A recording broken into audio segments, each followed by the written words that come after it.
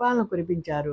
శవ సంస్కారం అంతా జరిగాక మాయలో చిక్కుకున్న ఒక మానవుడు వలె దుఃఖించి కళ్ళనీళ్లు పెట్టుకున్నారు. ప్రేమగా బాబా తమ చేతులతో శవాన్ని పూలతో కప్పి దీన స్వరంతో శోకించి వెనుకకు మరలి వచ్చారు. మానవులను ఉద్ధరించే సాధువులను అనేక మందిని చూశాం కానీ సాయిబాబా యొక్క మహిమను నేను ఎంత వర్ణించను. వ్యాఘ్రం వంటి క్రూరమృగం మానవుల వలె జ్ఞానం కలిగి ఉంటుందా? అది కూడా వారి చరణాలను ఆశ్రయించింది. అది అమోఘమైన బాబా యొక్క లీల. ఈ విషయంలోని ఒక రమ్యమైన కథను శ్రద్ధగా వినండి. సాయిబాబా యొక్క సమభావం వారి సర్వవ్యాపకత్వం బోధపడుతుంది. షిరిడీలో ఒకసారి ఒక చమత్కారం జరిగింది. బాబా నిర్వాణానికి 7 రోజుల ముందు ఒక ఎద్దుల బండి వచ్చి మసీదు ద్వారం వద్ద నిలబడింది. దానిలో వెనుక ప్రక్క ఒక భయంకరమైన వ్యాఘ్రం. దాని మెడ గొలుసులతో గట్టిగా కట్టబడి ఉంది. దాని మొహం భయంకరంగా ఉంది. దానికి ఏదో బాధ. దాని తాలూకు వారు ఎన్నెన్నో చికిత్సలు చేయించి అలసిపోయారు. సత్పురుషుల దర్శనం మంచిదని వారికి అనిపించింది. ఆ పులిని ఆడించేవారు 3. ఆ పులి వారి జీవనాధారం. వారు ఊరూరు తిరుగుతూ పులిని ఆడిస్తూ బ్రతుకుతున్నవారు. షిరిడీ ప్రక్కగా తిరుగుతుండగా బాబా యొక్క లీలలు వారి చెవులలో పడ్డాయి. బాబా దర్శనం చేసుకుందాం, పులిని కూడా అక్కడికి తీసుకొని వెళ్ళాలి అని అనుకున్నారు. బాబా చరణాలు కోరికలను తీర్చే చింతామణి. అష్టసిద్ధులు వారికి సాష్టాంగపడతాయి. నవనిధులు వారి పాదాల వద్ద దొర్లుతూ వారి పాద తీర్థాన్ని సేవిస్తాయి. కనుక వారి చరణాలపై శిరసుంచి పులి కోసం వారి అనుగ్రహాన్ని కోరుకుందాం. సత్పురుషుల ఆశీర్వచనం అందరికీ కళ్యాణప్రదం అని తలచి వారు పులిని ద్వారం వద్ద దింపి గట్టిగా గొలుసుతో పట్టుకొని ద్వారం వద్ద నుంచున్నారు.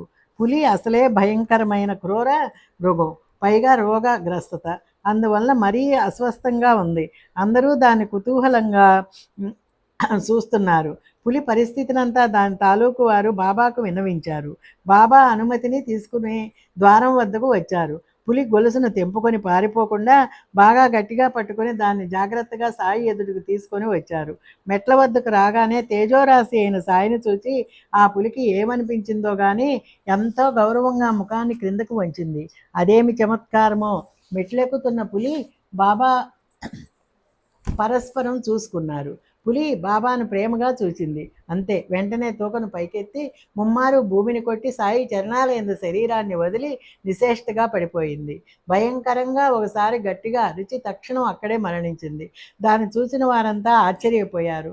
దాని యజమానులు దుఃఖపడ్డారు. కానీ తర్వాత రోగగ్రస్తమై మరణం సమీపించి ప్రాణముక్తి చెందినదని సంతోషపడ్డారు. సాధు సత్పురుషుల సమక్షంలో ప్రాణం పోవటం గొప్ప పుణ్యం. క్రిమికీటకాలు కానీ యాగ్రం కానీ వాని పాపాలన్నీ పోతాయి.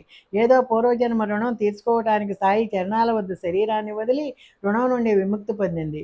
ఇది విధి యొక్క అగటిత లీల. సాయిబాబా చరణాల యందు శిరసు నుంచి మరణించిన ప్రాణి వెంటనే ఉద్ధరింపబడుతుంది. జీవితంలో సంపాదించుకోవాల్సినది ఇదే. ఎంతో గొప్ప భాగ్యం ఉంటే తప్ప సత్పురుషుల సమక్షంలో శరీరాన్ని వదలటం, ఉద్ధరింపబడటం సాధ్యమా? సత్పురుషుల సమక్షంలో శరీరాన్ని విడవటం పరమసుఖం. అక్కడ విషం త్రాగినా అది అమృతమే అవుతుంది. ఆ మరణం సుఖమే కానీ దుఃఖం కాదు.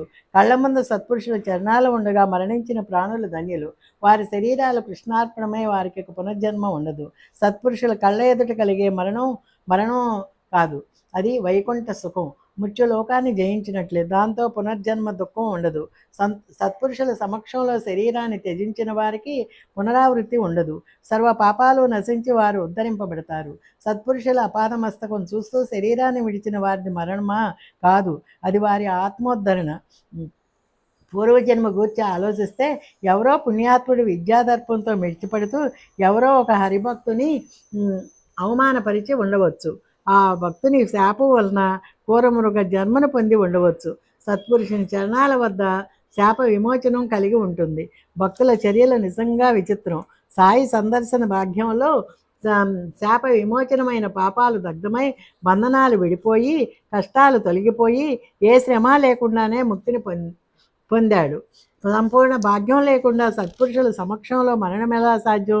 త్రితాపాలు త్రిపుటి త్రిగుణాలు నశించిపోయి పులి నిర్గుణ పరమాత్మలో లీనం